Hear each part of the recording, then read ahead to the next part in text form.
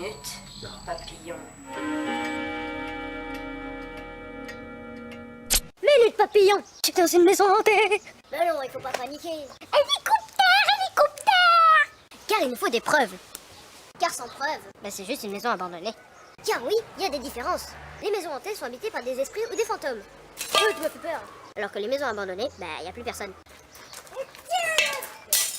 Et au sol, il y a la terre et des bouts de verre. Et ça fait pas trop peur. Et ce qui fait peur, c'est de penser qu'il y a des esprits. Et donc, on confond les deux maisons. Remarque, on peut pas savoir si elle est hantée avant de l'avoir visitée. Mais bon, ceux qui flipperont pas, c'est ceux qui n'ont pas peur des fantômes. Il y a d'autres histoires qui leur font peur. D'autres atrocités qui se seraient produites dans la maison. Meurtre, suicide, viol. Viens, mon petit. Mais ça marche encore pour les deux. Les victimes ou les suicidés deviennent des fantômes et hantent les lieux. La vraie Jamie. Et pour ceux qui croient pas, les meurtriers ou les violeurs reviennent sur les lieux du crime. Ceux qui croient aux fantômes des maisons hantées, ça provient de photos, légendes ou même rumeurs sur la maison. Sinon on peut y croire avec des bouts de verre ou les miroirs cassés. Avec les poltergeists, ces fantômes qui font bouger des objets. S'ils sont maladroits, ils font des dégâts.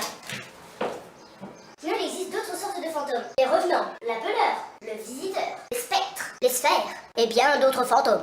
Quoi? Le thème de base c'était pas les fantômes?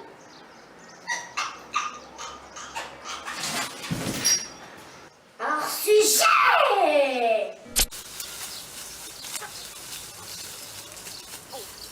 Ah, des champs de cannabis, man. Mais comment je suis arrivée ici? Bon, sinon, si t'as pas peur de la maison, tu crois pas aux fantômes ni aux tueurs. Mais si tu es cardiaque, je te conseille pas de venir avec une fille. Ça y est, ça va être de la faute des femmes maintenant. Enfin, je suis macho, ouais, c'est ça. Et à chaque brindille ou petite araignée, elles se mettent à crier. Parce que chaque petit bruit peut leur faire penser à des tueurs ou à des fantômes. Et là, on revient sur l'idée de confondre les deux maisons. Tu tournes en rond, man. Hélicoptère, hélicoptère. Et toi, tu t'es vu avec ton chapeau? C'est pas celui du hippie. Fais gaffe aux puristes. Ça, je l'ai vu. Pouce rouge. Ouais, mais c'est lui, il me l'a emprunté. Man, chaque soir, je l'utilise en pensant à des enfants. Bon, laissez-moi tranquille, hein, sinon je vais me taper un hors-sujet. Hélicoptère, hélicoptère. Attention. Bon, revenons. Vous remarquerez que je parle plus des maisons abandonnées que celles hantées.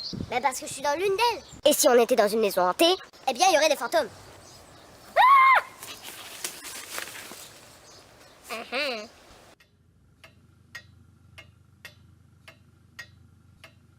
On peut remarquer des portes bloquées par des murs de béton. Pourquoi faire ça?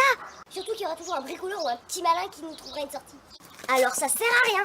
Une fois, où je croyais être un délinquant à venir ici, je vois une famille qui visite le lieu comme ça. Voilà la preuve que visiter des maisons, c'est commun. Et donc ça prouve que c'est pas la peine de bloquer les ouvertures. Bon, il y a des endroits où c'est pas fermé. Mais c'est bloqué par des barreaux. Fais chier. Et bon, ces barreaux, je m'en fous un peu. Ah ouais, toi tu peux passer entre les barreaux? Moi c'est un peu pareil, je traverse à travers les murs.